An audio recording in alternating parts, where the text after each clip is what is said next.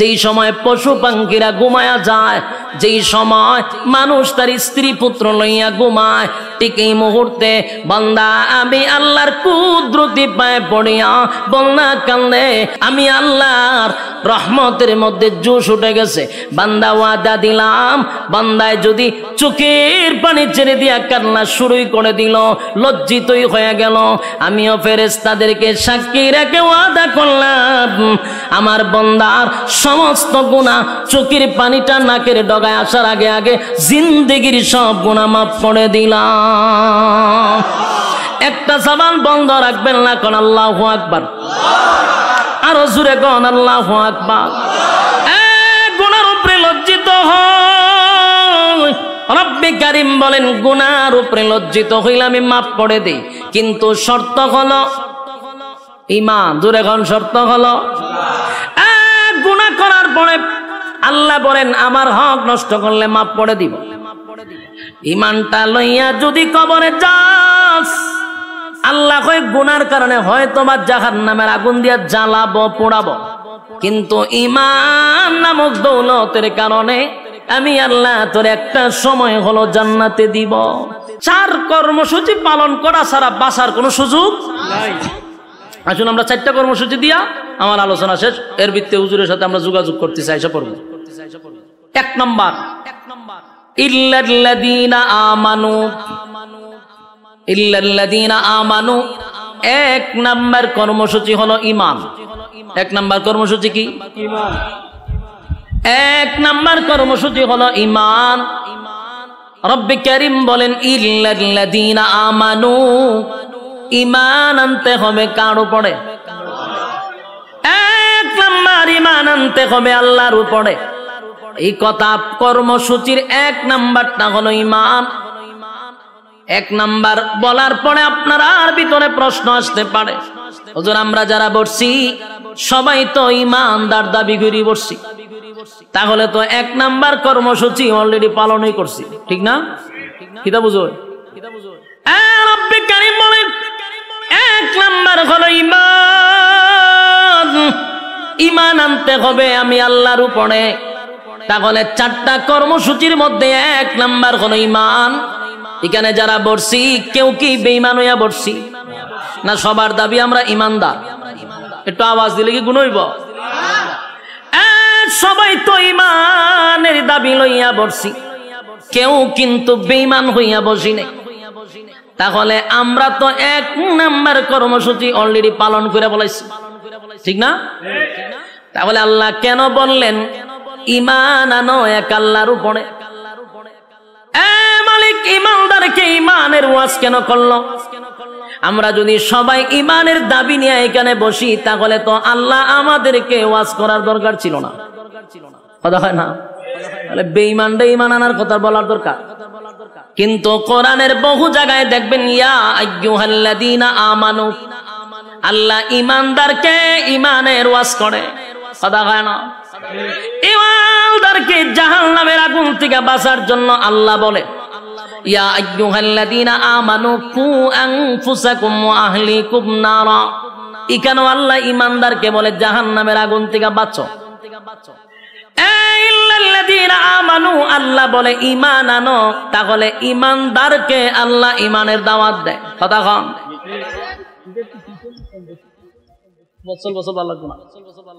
ইল্লাল্লাযীনা আমানু, ঈমান আনার কথা আল্লাহ বলছে। তাহলে হিসাব মিলায়া দেখা যায় ঈমানদারকে আল্লাহ ঈমানের দাওয়াত দেয়, কথা দি কন্যা। প্রশ্ন হলো ঈমানদার, আমরা তো ঈমানের দাবি নিয়ে এখানে বসছি, কেউ কিন্তু বেঈমান হইয়া বসি নাই গো। সবার ভিতরে ঈমান আছে, দাড়ি আছে, টুপি আছে, নামাজ পড়ি, সর্বদিক মিলাইয়া ঈমানদার দাবি করে প্যান্ডেলের ভিতরে ঢুকলাম। এখন আমাদেরকে ঈমানের দাওয়াত দেওয়া হয় কেন? কথা কন। আল্লাহ বলেন ঈমান আনতে হবে। ঈমান তোমরা আনছি কারণ আমরা ঈমানদার দাবি করি বসছি, কিন্তু এরপরও আমাদের কাছে ঈমান মাপার কোনো থার্মোমিটার নেই, না আছে? ঈমান মাপার থার্মোমিটার যদি থাকতো আর এটা দিয়া যদি মাপ দেওয়া হতো, তাহলে দেখতেন বক্তা শ্রোতা উভয়ের ইমানের কৌটা জিরোতে দেখা দিত। কথা কয় না?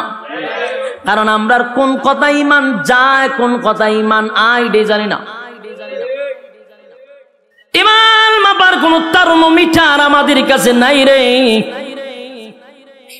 এই জন্য আমরা সুদ খায়াও ইমানদার দাবি করি, ঘুষ খাওয়ার পর ইমানদার দাবি করি, নামাজ না পড়াও ইমানদার দাবি করি, টেন্ডারবাজি সাদাবাজি কইরাও ইমানদার দাবি করি, খুন বদমাশি কইরা ইমানদার দাবি করি, এরপরে দর্শনের সেঞ্চুরি করার পর ইমানদার দাবি করি, আর লুটপাট করার পর ইমানদার দাবি করি। বাস্তব না বাস্তব? এর একটা কারণ হলো ইমান মাপার কোন থার্মোমিটার নাই, যার কারণে সবাই দাবি কইরা বসে রয়েছি আমরা ইমানদার ইমানদার। আমরা যদি আসলে ইমানদার হতাম তাহলে আল্লাহ ইমানদারকে ইমানের ওয়াজ করত না। যুবক ভাই, ইমান এমন একটা বড় নিয়ামত, ইমান সবচেয়ে বড় নিয়ামত। ইমান কেমনে যায় আমরা জানিও না, হাসতে হাসতে ইমান আমরা বিক্রি করে দিই। 5 টাকার চার কাছেও ইমান বিক্রি হয়। কথা কই না দি? বুড়া বুড়ির সময় এলে দেখবেন লাঙ্গল মার্কায় গিয়া চা খাওয়ায়, কয় বুট কারে দিবি, আপনারই দিব। চা আপনি খাওয়াইছেন, বুট আপনারই দিব। এবার আনারস মার্কা চা খাওয়াইছে, কয় বুট কারে দিবি, আপনারই তো দিব। চা না আপনি খাওয়াইছেন বলে হ্যাঁ। একতারা মার্কা গিয়া জিগায় বুট কারে দিবি, কফি খাওয়াইলাম, বুট কারে দিবি, আপনারই দিব। বলুন তো দেখি বুট কয়টা দিল, কয়জন রে? বুট একটা দিল 3 জন রে। ইমান আছে না গেছে? তাহলে আমাদের অভ্যাস এত খারাপ, 5 টাকার কাছে ইমান বিক্রি হয়। কথা কয় না? আবার অনেক মানুষ ফার্মেসিতে, কদিন আগে আমি গেলাম, দেখি এক বেচারা ডাক্তার রে কইতেছে কালকা ওষুধটা না খাইলে মরি গেছিলাম বুকের ব্যথা। তার মানে ওষুধে তারে বাঁচাইছে। এই কথাটাও সাংঘাতিক, আমরা কিন্তু এগুলা বলি। এই কথার দ্বারা ইমান চলে যাওয়ার সম্ভাবনা আছে না নাই? ওষুধ আমাকে বাঁচাইতে পারে না। আবার অনেকে বলে আমার সন্তানটা যদি বিদেশে না থাকতো না খাইয়া মরতাম। হয়নি? কোন কথায় ইমান যায় আমরা জানি না। যুবক ভাই, আমাদের ইমান দে আমাদের কাছে থাকে না, এটা আল্লাহ বালা কইরা জানে। কথা কয় না? আমাদেরকে আল্লাহ বলেন বান্দারে জায়গায় বে জায়গায় মাথা টেকাইলো কিন্তু ইমান যায়। কথা কই না দি? মাথা খার জন্য, কপাল খার জন্য বানাইছি। রব্বে কারীম বলেন কপাল আমি বানাইছি বান্দা আমার জন্য, একমাত্র মাথা নত করবি আমি আল্লাহর কাছে। আল্লাহ ছাড়া কোথাও যদি মাথা নত করো ইমান থাকবো নি। জায়গায় বে জায়গায় মাথা টেকাইলে চলবো নি। মাজারে দরগায় বাবার পায়ে, অমুকের পায়ে, তমুকের পায়ে মাথা টেকানো যাইব, ইমান থাকবো নি। তাহলে আমাদের ইমান ঠিক এইভাবেই চলে যায়। এরপর আমরা দাবি করি ইমানদার। কথা কয় না? ইমানের দাবি নিয়া ইমানদার, ইমানের দাবি নিয়া বসে আছি, কিন্তু সকাল বিকাল ইমান চলে যায় আমরা বলতে পারি না। আর ইমান এত দামি, ইমানটা এত দামি, এত দামি, এত দামি। আল্লাহ বলে বান্দারে ইমান যদি থাকে পাহাড় পরিমাণ গুনাহ যদি হয়, আল্লাহর হক নষ্ট করছেন, বান্দা যদি একটা সময় ভিতরে এটা বুঝে আসে যে আমি গুনাহ করতে করতে পাহাড় পরিমাণ করছি, গুনাহ করতে করতে সাগরের পেনা পরিমাণ কইরা ফলাইছি, এটা যদি একটা সময় বুঝে আসে, আর বান্দা যদি তার সমস্ত গুনাহর উপরে লজ্জিত হয়ে যায়, ইমান আছে কিন্তু গুনাহ আছে, ইমান থাকার পরে গুনাহ আছে নি? গুনাহ আছে, ইমানও আছে গো। গুনাহটা যদি সাগরের ফেনার মতো হয়ে যায়, পাহাড় পর্বতের মতো হয়ে যায়, আর এই গুনাহর উপরে যদি বান্দা কোন সময় লজ্জিত হয়ে যায়, বান্দা যদি লজ্জিত হইয়া চিন্তা করে আমি তো গুনাহ করছি, আমার আমার গুনাহটা যদি আমার মা দেখতো গো, সন্তান বলে কোনোদিন মা পরিচয় দিত না। গুনাহ যদি বাবায় দেখতো, সন্তান বলে পরিচয় দিত না। আমি যে গুনাহটা করছি আমার স্ত্রী দেখলে কোনোদিন স্বামী বলে স্বীকার করত না। আমার গুনাহ যদি আমার সন্তান দেখে বাবা বলে পরিচয় দিবে না। আল্লাহ, আমি এত জঘন্য গুনাহ করলাম, আসমানের নিচে আমার মতো গুনাহগার কেউ নাই। আল্লাহর দরবারে যদি নুজুলে রহমতের সময় কোন বান্দা বান্দি আল্লাহর কাছে লজ্জিত হয়, গুনার উপরে লজ্জিত হইয়া চোখের পানিগুলো ছেড়ে দিয়া অতীতের গুনার উপরে লজ্জিত হয়, ভবিষ্যতে এমন গুনাহ করবে না এমন যদি প্রতিজ্ঞা করে, আর নজুলে রহমতের সময় বান্দা যদি আল্লাহর কাছে গুনার জন্য লজ্জিত হইয়া কান্দে রে, আমার আল্লাহ ফেরেশতাদেরকে জিজ্ঞাসা করবে, ফেরেশতারা বল আমার বান্দা কেন কান্দে? ফেরেশতারা বলবে, মালিক আপনার বান্দা জাহান্নামের ভয়ে কান্দে। আল্লাহ বলেন, জাহান্নামকে আমার বান্দা দেখছে?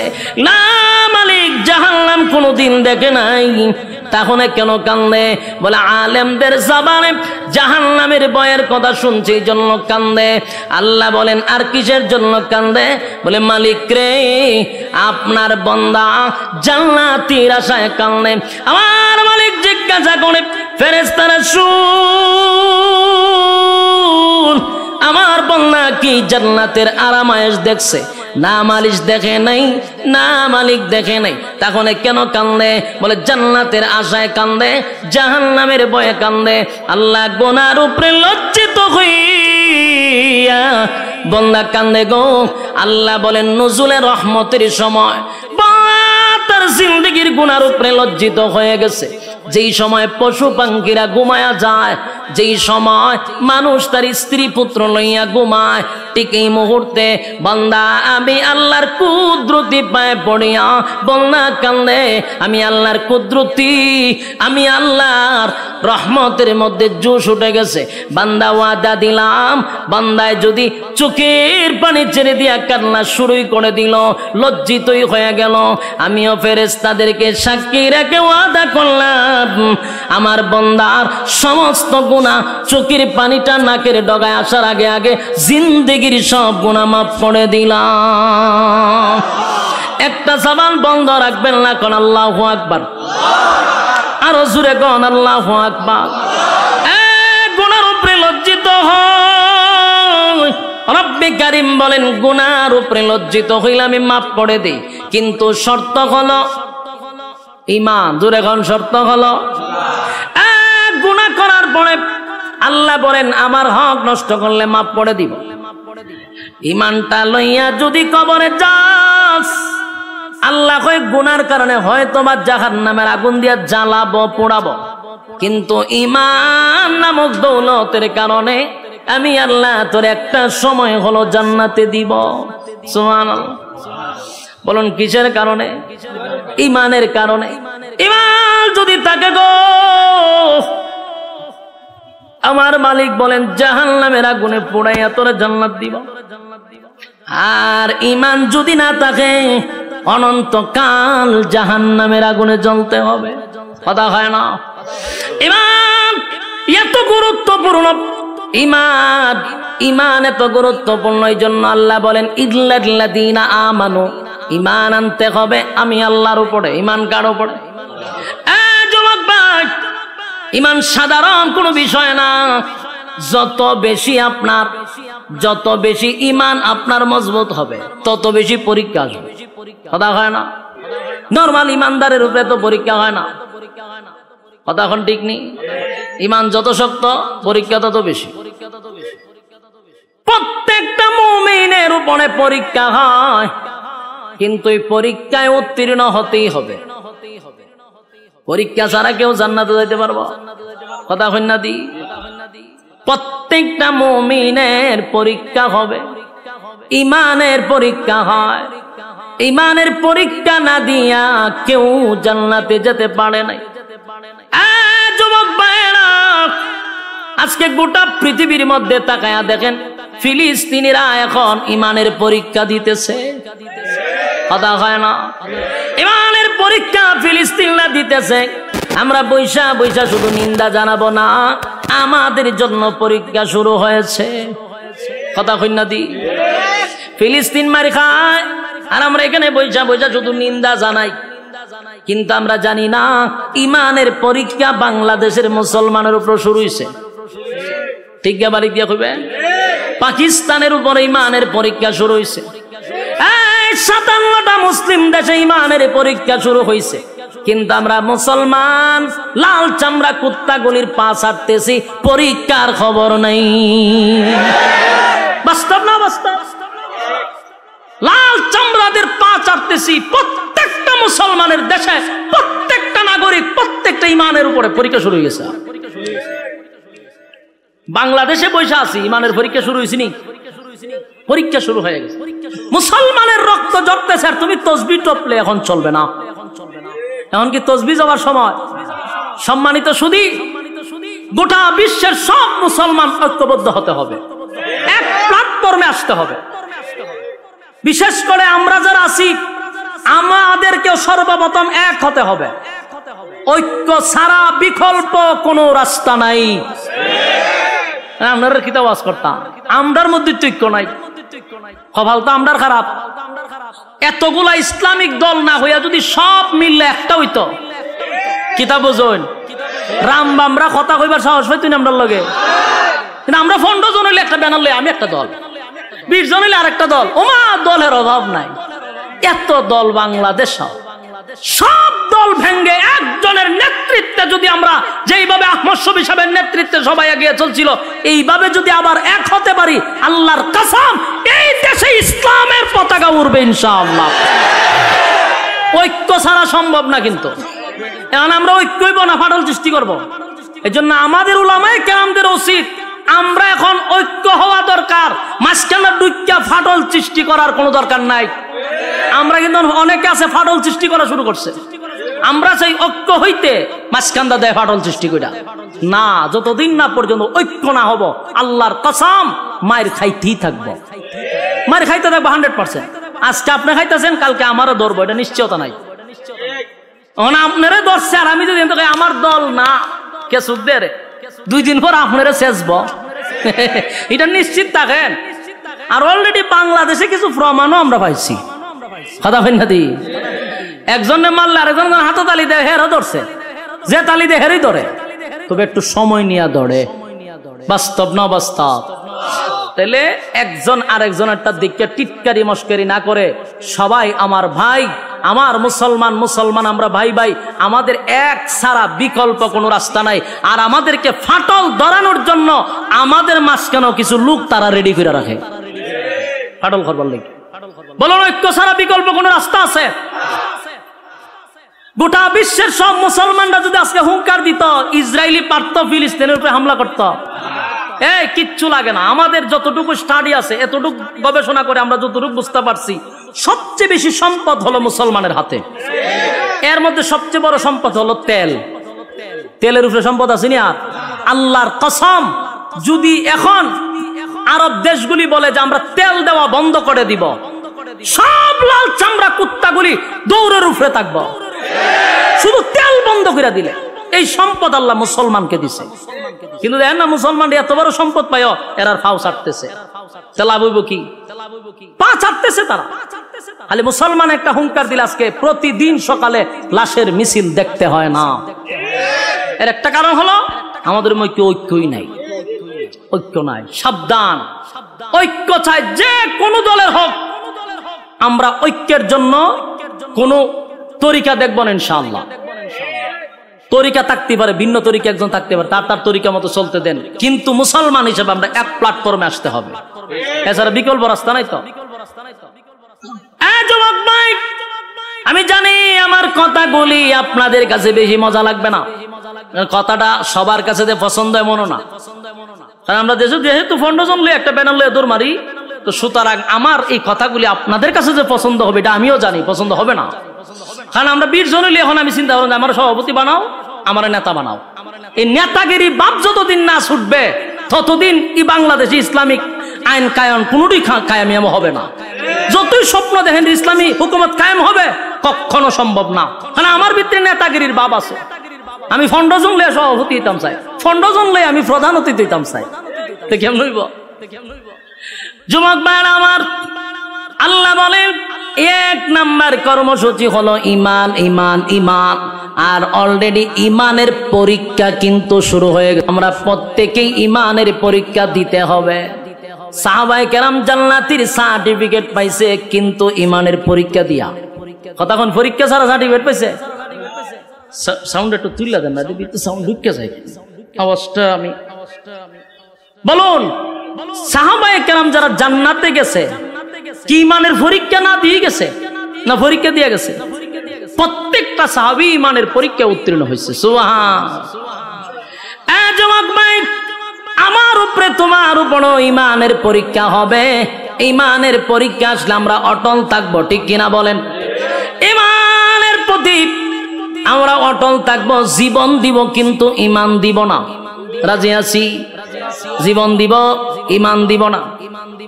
মা এবং সন্তানকে দুজনকে গাছে বাইন্দা মারছে। মা সন্তানরে বলে, বাবা রে, আরো যদি নির্যাতনের মাত্রা বাড়ায়া দেয়, সাবধান, জীবন যদি চলে যায় যাক, ইমান দিবি না। ইসলামের প্রথম যিনি মহিলাদের মধ্যে শহীদ হলো সুমাইয়া রাদিয়াল্লাহু তাআলা আনহা। গাছের সঙ্গে বাইদা সন্তানের সামনে নির্যাতন করছে, কিন্তু সন্তানকে নসিহত করে, বাবা রে, জীবন যদি চলে যায় চলে যাবে, কিন্তু ইমান দেওয়া যাবে না। ইমান দেয় না, কারণ জীবন চলে গেলে জান্নাতের ভিতরে আমার আল্লাহ জীবন দিবে গো, কিন্তু ইমান চলে গেলে আর কোনদিন ইমান পাওয়া যাবে না। ইমানের পরীক্ষা যুগের পর যুগ যারা ইমান আনছে তাদের উপরে পরীক্ষা আসছে। শুধু আমাদের নবীর সাহাবায়ে কেরামদের যুগে নয়, এর আগেও যারা ইমান আনছে তাদের উপর পরীক্ষা হয়েছে। কথা কয় না? ইমানের পরীক্ষা আসছে। আল্লাহ রাব্বুল আলামিন রাসূলকে জানায়া দেয়, নবী গো, আপনার আগেও যারা ইমান আনছে তাদের উপর পরীক্ষা আসছে। একবার পয়গম্বর বসা সাহাবায়ে কেরামরা নবীর কাছে এসে বলে, নবী গো, আল্লাহর কাছে একটু বলেন না, আমরা সহ্য করতে পারি না গো নবী, যেই পরিমাণ নির্যাতন, যেই পরিমাণ নির্যাতনের স্টিম রোলার, আল্লাহর কাছে বলেন আমাদেরকে যেন সাহায্য করে। ওই গ্রামের একটা সালিশ পর্যন্ত প্রভাব ঢুকে গেছে। সব জায়গা খালি গরম, সব জায়গা কি খালি গরম আর গরম। গরমের টেলায় মানুষ ডরায়া হক কথাই কয় না। গ্রামের একটা সালিশ দরবারে কিছু সর্দাররা বিচার করবো, এখানেও পাওয়ার দেখানো হয়। তাই পাশের মানুষগুলা তাদের ব্যাপারে হক কথাটা বলতে চায় না, আর তাদের হক কথা না বলার কারণে নির্দোষ মানুষগুলি দোষী সাব্যস্ত হয়ে শেষ পর্যন্ত কারাগারে যেতে বাধ্য হয়। একটা মাত্র কারণ, 3 নাম্বার কর্মসূচি না পালন করার কারণে। বাস্তব না বাস্তব? বেচারা 5 ওয়াক্ত নামাজ পড়ে, মাথায় একটা কালো দাগ আছে, তসবিহ একটা আতো আছে, মসজিদ থেকে বাইরে বাসা পর্যন্ত যাইব, পাশে ডুল বাজনা হইতেছে, ডান্স লো পাগলো ডান্সের গানের আওয়াজ হইতেছে, বেচারা তসবিহ পড়ে আর সুবহানাল্লাহ সুবহানাল্লাহ, সি সি সি সি সি, আমরা কেডা করতেছে, এটা কার ছেলে এরকম গান বাজনা বাজায়? তখন কয়, চাচা এটা তো সগীর আলীর হোলা, বড় খারাপ, বড় খারাপ। সুবহানাল্লাহ সুবহানাল্লাহ সুবহান। তাই তসবিহ আছে, তাই কি আছে? তসবিহ। আর এদিকে নিন্দা জানাইতেছে, হে ভালো হইল না, এর ফোলা ভালো হইব কেমনে? সুবহানাল্লাহ সুবহানাল্লাহ সুবহানাল্লাহ। মসজিদের ভাষা এরকম ডুল বাজনা বাজানো ঠিক নেই। সুবহানাল্লাহ সুবহানাল্লাহ সুবহানাল্লাহ সুবহানাল্লাহ। এই খামরা যে হলো ঠিক হইছে নি? সুবহানাল্লাহ সুবহানাল্লাহ। এ মানুষ হইতো না? সুবহানাল্লাহ সুবহানাল্লাহ। এগুলা কইতে কইতে বেচারা গিয়ে দোকানও বইছে, কই বইছে? দোকানও বে সুবহানাল্লাহ তসবিহ তো আছে, সুবহানাল্লাহ সুবহানাল্লাহ করে এক কাপ চা দে, সুবহানাল্লাহ সুবহানাল্লাহ। দেখছত নি ডুল বাজনা কেমনে বাজায়? সুবহানাল্লাহ সুবহানাল্লাহ। এদিকে তাকাইছ না, সুবহানাল্লাহ, টিভিটা ছাড়ছেন, সুবহানাল্লাহ সুবহানাল্লাহ সুবহানাল্লাহ। ফিলিস্তিন আর ইসরায়েলের যুদ্ধ চলতেছে, টিভিটা বালা করে সারা, সুবহানাল্লাহ সুবহানাল্লাহ। বেচা কিনি হয় না তোর দোকানও, সুবহানাল্লাহ সুবহানাল্লাহ সুবহানাল্লাহ সুবহানাল্লাহ। বাকিটা কি দিস না? সুবহানাল্লাহ সুবহানাল্লাহ। আর সগীর আলীরে বুলো বাকি দিস না, সুবহানাল্লাহ সুবহানাল্লাহ। এর ফুলাটা মানুষ হইছে না, এও মানুষ হইছে না, সুবহানাল্লাহ সুবহানাল্লাহ। 100 কত হইছে? ওই তো তসবির মাথা একটা আছে, এখানে একটা সুমা দেয় 100, কিন্তু 100-র ভিতরে যা খাম, কু খাম, দিনের খাম, রাত্রে খাম সব ঢুকাইছে। এরকম মুসল্লি আপনারা চোখের সামনে পড়ছিনি? হ্যাঁ, মামা কত লম্বা তসবি লই হাতে মসজিদের বাড়িয়ে দৌড়াদৌড়ি করে, কিন্তু তার সামনে আখাম কুখাম হইতেছে সেপ পালাইয়া দেয়। সেপ পালায় এগুলো আমরা নিন্দা জানাই, কইয়া মসজিদও যায় বাড়িতেও যায়। বলুন হক কথা কি খালি হুজুররারই না এই তসবিওয়ালারও? আল্লাহ হয় 3 নাম্বার কর্মসূচি মানছত না তো জাহান্নামে ইচ্ছা মতো সাইজ করা হবে। বলুন 3 নাম্বার কর্মসূচি কি মানলো? কোথাও হক কথা নাই, সমাজের বিচারও নাই, প্রতিনিয়ত তালাক হইতেছে, স্বামী স্ত্রী ঝগড়া লাগতেছে আর তালাক 14 গোষ্ঠী দিতেছে। উনি তালাকের বিচার করবো কে? ইমাম, ঠিক না? এই তালাকের বিচার করে গ্রামের সালিশ দরবার যে করে কিছু সুৎকুর আর ঘুষকুর লম্পট বদমাশগুলি বসে তালাকের বিচার করত। তো বিচার করতে গিয়ে কি কয় জানেননি? কয়তো যাক যেটা এবার হয়ে গেছে গা, রাগ কইরা কইছে কি তা হইতো না, এটা গুসা কইরা তালাক দিছে, এটা কোনো অসুবিধা নাই, বাচ্চা কাচ্চা আছে, অন যাইব কই, আচ্ছা এটা একটা মিলাই দাও। কথা বুঝতেছে? কত বড় লম্পট! আল্লাহ যেখানে নিষেধ করছে আল্লাহরে আবার ঠিক করে মিলাইয়া দেয়। তালাক দিয়ে দিছে রাগ কইরা, কি কইরা? তালাক কি মানে হাসতে হাসতে দেয়, হাসতে হাসতে বলে তোমার ছেড়ে দিছি, এই কথা কয়নি। তালাকটা কেমনে দেয়? রাগ করি তো দেয়, হেরা বিচার করে রাগ করে দিলাইছে। যে বলুন তো দেখি, পিস্তল আমার হাতে, আমি যদি কেউ হাসতে হাসতে গুলি করি মরবনি? রাগ করে গুলি করলে দুটোতে মরতেছে, হাসা দিল মরে, গুসা কইরা যদি গুলি করি তাও মরে। তালাক হাসতে হাসতে দিল তালাক হয়, কাঁদতে কাঁদতে তালাক দিলে হয়, রাগ কইরা দিল হয়। কিন্তু লম্পটরা বিচার করে বাচ্চা কাচ্চা হয়ে গেছে, বাচ্চা যাক এটা একটা মিলাই দিলাই দিলাম। বিচার করার কথা ছিল কে? বিচার করলো কে? সমাজের বাস্তবতা এরকম বর্তমানে আছে না নাই? এর একটা দোষ হলো আমরা দলে দলে ভাগ হইতেছি, বাস আমরার যে দায়িত্ব ছিল এটি আমরা জানি না। আমরার দায়িত্ব হন আমরা বুঝছি মসজিদ ইমামতি করো আর দাওয়াত টাওয়াত খামু, কেউ মরলে 40 পড়ামু আর খতম টতম আইব সুবহানাল্লাহ সুবহানাল্লাহ পড়মু, বাস 100 টাকা দিব আমরা পড়ব। দুঃখের সাথে বলতেছি এটি কি আমরা দায়িত্ব? ইমাম শব্দের অর্থ হইল নেতা। ইমাম শব্দের অর্থ কি? যিনি মসজিদের ইমাম আর খতিব, একটা চেয়ারম্যানের চেয়েও তার পাওয়ার বেশি। এলাকার সমস্ত সালিশ দরবার তার করা দরকার ছিল, ঠিক কিনা বলেন? আজকে যদি ইমাম আর খতিব যদি এলাকার বিচার করত, এলাকার সালিশ দরবারে ইমামদের হাতে দায়িত্ব দেওয়া হতো, আল্লাহর কসম নির্দোষ মানুষ কোন সময় দোষী হতো না, দোষী মানুষ নির্দোষ হতো না, তালাকপ্রাপ্ত মহিলারা যারা সন্তান জন্ম দিত না। আফসোসের বিষয় হলো ইমামদেরকে বুঝাইছে তোমরা হুজুর গরম ভাত খাইবা আর 500 টাকা তোমরা দিমু, ইমামতি তোমরা দায়িত্ব কেন? বিচার আসার আমরা তো ছেড়ে দেন। কি বাটপারি শুরু করছে সর্দার গুলার বিচার গুলো আমি বহুত দেখছি। তার 10টায় বিচার করতো, এই গুড়ায় 8টা এক, কিন্তু বিচারে গিয়া পাট পাট হয়। আগেই পরামর্শ করে আমি এমনি কমু, তুই এমনি কবি, তুই আর আমি লেগে যাবো ঝগড়া, বিচার আবার 1 সপ্তাহ পরে ফেলাম। আমি নিজে উপস্থিত ছিলাম এর এই মিটিং এর মধ্যে, আমি তো তার সাথে চলি। এই গ্রুপটা যখন এইসব আলাপ করতেছে আমি দাঁড়ে বোয়া করে, আমি বলি আমি বুঝি করে হুজুর আপনি তো বুঝতেন না, আমি সব বনা সেটা আমার ওয়াজ না হওয়া পর্যন্ত আমি ঠান্ডা হইতাম না, সারা দেশের মানুষের উনাই দিব আমি। হেরা বইয়া নিয়ত করতে আমরা যখন করে 1 সপ্তাহ ধরে তো বিচার হইতেছে না, কিতা করান খাল খাতে আমি শেষ করে ইসলাম, তুই তো মাঝখানে বাধা দিলি, হয় বেটা আজকেও বিচার হইতো না, আমি কমো এমনে, তুই কবি এমনে, তুই কবি এমনে, বাস লাগে তোমার চকা আবার 1 সপ্তাহ পরে। এর লাভটা কি জানেননি? প্রত্যেক বিচারের ডেটে একটা করে বেনসনের প্যাকেট 1000 টাকা করে পকেট, বিচারের আগে ভাউটি পায়। এই হচ্ছে সালিশ দরবারের অবস্থা। সত্য না মিথ্যা?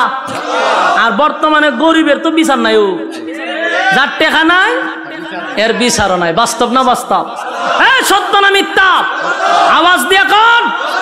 সত্য কথা বলে যাই, মন দিয়ে শোনেন সবাই, সত্য কথা বলে যাই, মন দিয়ে শোনেন সবাই, এই সমাজের কোনো কাজে শান্তি তো ভাই মোটে নাই, এই সমাজের কোনো কাজে শান্তি তো ভাই মোটে নাই। সত্য কথা বলে যাই, মন দিয়ে শোনেন সবাই, এই সমাজের কোনো কাজে শান্তি তো ভাই মোটে নাই, এই সমাজের কোনো কাজে শান্তি তো ভাই মোটে নাই। অফিস আদালতে বাইরে ঘুষ বিনা চলে না